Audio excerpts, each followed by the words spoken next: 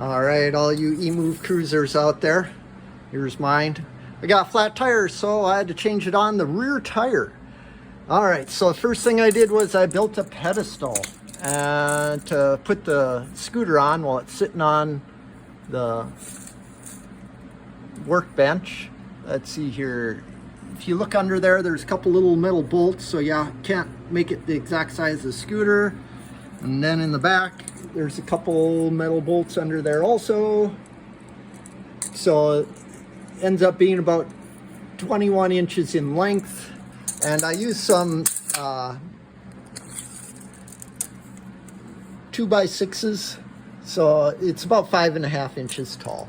And that works perfect so that the rear tire is not laying on the ground. And then I just made another one. I could have done it out of the same ones, but I just made a quick little box because you can't move this motor too far and you got the cable there and everything attached. So I just made a little hollow box using some 2x4s and set it on there. Now this is going to help a lot. Now then, when it comes time to taking it off and putting it on, the hardest part is getting the thing on. It isn't the hard part taking it off. It's going to be getting it on. Okay, and I'm all by myself. Now I figured out, because before I did what they said with the video with the two spoons, of course I got my spoons here, and I worked it around like they did on their video, but every time one of the edges would pop out, you know, as I was working my way around.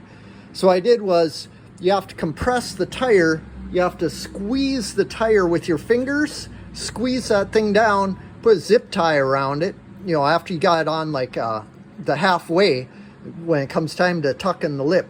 This is the part I'm talking about of this tire. Put zip ties around it, compress it with your hands so you can get these zip ties as tight to the tire as you can. So that way it sort of folds the rubber down.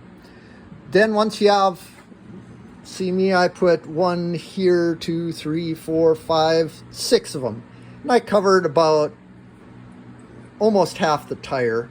And then what I did was I worked my spoons down in here and I just went around and literally in 2 minutes it popped in.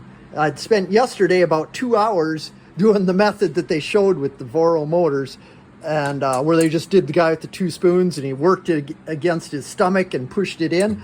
I was like, oh my gosh, every time I was doing that, one of the corners would pop out behind it. And this worked perfect.